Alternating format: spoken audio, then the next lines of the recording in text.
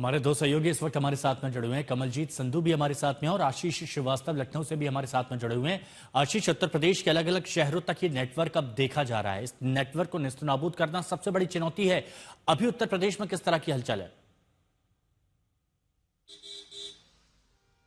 देखिए हिमांशु, सबसे बड़ी बात है कि डॉक्टर परवेज जिस तरीके से और उसकी जो सिस्टर है वो जिस तरीके से ट्रैप हुए हैं, ये साफ तौर से जाहिर होता है कि कहीं ना कहीं इसके तार पूरे उत्तर प्रदेश में फैले हुए हैं। और पश्चिमी उत्तर प्रदेश से जो कार बरामद की गई है वो खरीदी गई थी, वो उमर परवेज के घर से बरामद हुई है। तो कहीं ना कहीं एटीएस ने उस कार को भी जब्त कर लिया है। ये साफ माना जा रहा है कि पूर्वांचल से लेकर पश्चिमांचल तक उत्तर प्रदेश में इन डॉक्टरों के जो सफेद कॉलर टेरर है उसका पूरा तरीके से टेरर फैला हुआ था। और यही कनेक्शन है कि जो दिल्ली में ब्लास्ट हुआ उसका सीधा कनेक्शन यूपी से जुड़ गया। और इसमें चाहे वो महिला कमांडर रही हो या परवेज, ये सभी वो इन्वॉल्वमेंट साफ साफ तौर पर दिख रहा है। क्योंकि जब आप मान के चलिए कि 6-6 मोबाइल जब आपको कीपैड मिल रहे हैं और रडार सिस्टम से बचने के लिए, कम्युनिकेट करने के लिए उनको किस तरीके से सिस्टमैटिक तरीके से पूरे घर में हब बनाया जा रहा है, इसका मतलब ये था कि साफ मकसद था कि कहीं ना कहीं बड़ा षड्यंत्र और भी इससे ज्यादा होने वाला है। और इसी वजह से ये सारी चीजें तैयार की गई थी, जिसके बाद अब भले ही डिटेन करने के बाद एक एक करके गिरफ्तारी की जा रही हो, लेकिन एटीएस अलग अलग जगह पर जैसे जैसे इनपुट मिल रहा है उसी दिशा में आगे बढ़ रही है। फिर चाहे पश्चिम उत्तर प्रदेश में हो, कानपुर में 7 लोगों को हिरासत में लिया है, उसके बाद लखनऊ में लगातार अलग अलग जगह पे छापेमारी चल रही है। जम्मू से छापेमारी अभी आगे बढ़ेगी और मुझे लगता है जब सीक्रेट डिस्क खुलेगी तो और भी बहुत सारे खुलासे यहां होंगे जो बहुत महत्वपूर्ण साबित हो सकते हैं। कमलजीत, दिल्ली में धमाका हुआ, तुर्की के कनेक्शन का खुलासा भी हुआ, अब आगे क्या किया जा रहा है? किस तरह की नीति अपनाई जाएगी भारत की तरफ से जो इस नेक्सस को और इसको नेस्तनाबूद किया जा सके? देखिए, पहले तो ये इंटरस्टेट टेरर मॉड्यूल है और जिस तरह से हमने देखा है कि जम्मू कश्मीर, हरियाणा, दिल्ली, उत्तर प्रदेश हर जगह रेड्स चल रही हैं और खास तौर पे आपको बता दें कि बड़ी पैमाने पे कार्रवाई करना। लेकिन उसी बीच में खबर ये भी आ रही है कि किस तरह से टेलीग्राम का इस्तेमाल किया गया। पहले जो शख्स हैं, हम बात करें डॉक्टर उमर की, डॉक्टर मुजम्मिल की, उन्होंने टेलीग्राम ज्वाइन किया। टेलीग्राम के सहित वो एक तो इंटरनल टेलीग्राम इनका कम्युनिकेशन था और उसके बाद एक था जो कि पाकिस्तानी हैंडलर है, उनका नाम भी उमर खतब बताया जा रहा है, तो वो उसको हैंडल कर रहा था और कम्युनिकेशन उसके जरिए किए जा रहा था। और यहीं पे तय होता है कि कैसे वो पासपोर्ट के जरिए तुर्की पहुंचे और वहां पे हैंडलर से मुलाकात हुई, क्या बात हुई, किस तरह के दिशा निर्देश किए गए, ये अंदाजा लगाया जा रहा है। लेकिन आपको बता दें क्योंकि डॉक्टर मुजम्मिल इस वक्त कस्टडी में हैं, उनसे पूछताछ हो रही है, तो लगातार जो तार हैं वो जुड़ते जा रहे हैं। इसका मतलब एक के बाद एक सुराग मिल रहे हैं और शायद इसी वजह से 19 अक्टूबर को जब पहली बार पोस्टर्स मिलने शुरू हुए जैश ए मोहम्मद के, तब श्रीनगर पुलिस ने एक बड़ी कार्रवाई की और धीरे धीरे जब वो ट्रैक करने लगे तो वो फरीदाबाद तक पहुंचे। और आपको बता दें तब 9 लोग अरेस्ट हुए थे, लेकिन उसी बीच में उमर ने पैनिक बटन दबा दिया और उसने जो अपनी कार निकाली और घुमाना शुरू किया लाल किले के आसपास। और ऐसा माना जा रहा है कि पैनिक बटन में ही ये आईडी एक्सप्लोड हो गया है, जो कि कच्चा पक्का आईडी था। तो यहाँ पर एक बात जो सामने आ रही है कि एक तो इंटरनल तार है कि किस तरह डॉक्टर्स का मॉड्यूल है, दूसरी बात ये आ रही है कि किस तरह से पाकिस्तान में जैश ए मोहम्मद का लिंक आ रहा है, तुर्की में आईएसआई ऑपरेटर से मिलना। आपने बहुत इंपॉर्टेंट बात की कि एक नेटवर्क के जरिए, टेलीग्राम ग्रुप के जरिए सबका ब्रेन वॉश करने की कोशिश यहां पर की जा रही थी। तो अभी तक की जांच में यह पता चला है कि टेरर के इस नेटवर्क को टेलीग्राम ग्रुप के जरिए आतंक की सीख दी जाती थी, ब्रेन वॉश कर दिया जाता था। एक ग्रुप की चैट का खुलासा भी हुआ है और यह पता चला है कि आतंक का डॉक्टर गैंग इन ग्रुप से मिले निर्देश के जरिए ही आगे का प्लान तैयार कर रहा था।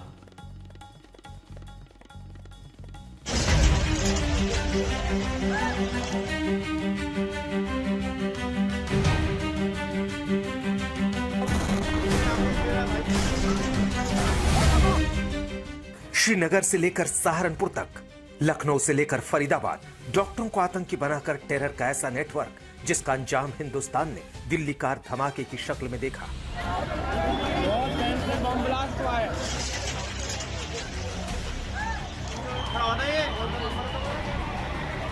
अब कट्टरपंथ वाले इस नेटवर्क को लेकर कई खुलासे हो रहे हैं। डॉक्टरों का टेरर गैंग ऐसे टेलीग्राम ग्रुप से आपस में जुड़ा था जिससे कट्टरपंथ का जहर फैलाया जा रहा था। अब जांच में पता चला है कि इस ग्रुप को जैश का एक हैंडलर चला रहा था। डॉक्टर उमर और मौलाना इरफान इस ग्रुप में बेहद एक्टिव थे। इस ग्रुप की शुरुआती चैट में कश्मीर की आजादी की चर्चा होती थी। बाद में इस ग्रुप में वैश्विक जिहाद और बदला लेने की होने लगी। इरफान जी आपसे बड़े हैं? हाँ ना, मुझसे छोटे हैं, मैं इससे बड़ी हूँ। हाँ फिलहाल आप देख सकते हैं कि फैमिली यहाँ पे, उनकी बीवी है यहाँ पे, वो बात नहीं कर पा रही, उसका बच्चा है यहाँ पे, बहनें हैं, माँ है, बाप है, और भी सारे रिश्तेदार जो है यहाँ पे आए हुए हैं। जब ये खबर फैली कि इरफान को पकड़ा गया और इरफान के खिलाफ जो है चार्जशीट भी ये इरफान का नाम FIR में दर्ज किया गया है और ये फैमिली जो है अभी यहाँ पे ही है।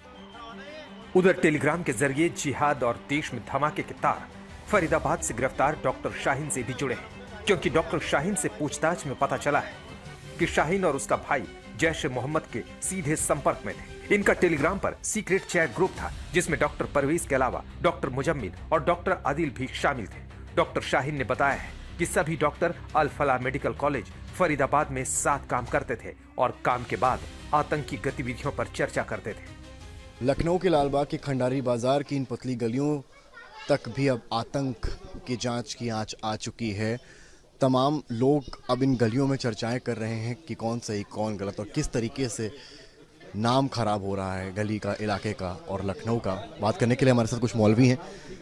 भाई साहब, आप लोग यहाँ पर सालों से रह रहे हैं, एक लंबा दशक आपको रहते हुए यहाँ हो गया, और जिस तरह की खबरें आई हैं शाहीन को लेकर हो, चाहे परवेज़ को लेकर हो, सईद साहब यहाँ बहुत वक्त से रह रहे हैं, आप लोग किस तरीके से देखते हैं? भाई बता तो रहा हूँ कि यकीन नहीं हो रही है, इतने नेक लोग हैं,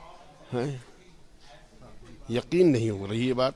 अब क्या हकीकत है वो बेहतर ही अल्लाह बेहतर जानता है। भाई नेचर क्या, देखिए अब आप हैं, आप बच्चे हैं मेरे लिए तो भाई वो भी मेरे लिए बच्चा ही था। अब वो लोग क्या कर रहे हैं, कहाँ जा रहे हैं, डॉक्टर हैं भाई, हम लोग जानते हैं डॉक्टर हैं, किसी हॉस्पिटल में जॉब करते होंगे, इलाज करते होंगे, हम लोग यही तो जानेंगे डॉक्टर का। अब डॉक्टर क्या कर रहा है हम थोड़ा जानते हैं क्या कर रहा है। शाहीन के घर वालों का कहना है कि मेडिकल की पढ़ाई के बाद शाहीन ने कानपुर के GSVM मेडिकल कॉलेज में पढ़ाना शुरू किया था। जफर हयात से इसका निकाह हुआ, लेकिन शादी ज्यादा दिन नहीं चली। आगे आप चलना पसंद करोगे, ज्यादा अच्छा वहाँ पे चांसेस बहुत अच्छे, हम लोगों का अच्छा फ्यूचर रहेगा। मैंने बोला यार यहाँ पे कौन सा बुरा, सब बढ़िया फर्स्ट क्लास। भारत में रहना चाहते थे वो? और क्या, दूसरी चीज के सारे रिलेशन यहाँ पे हमारे हैं।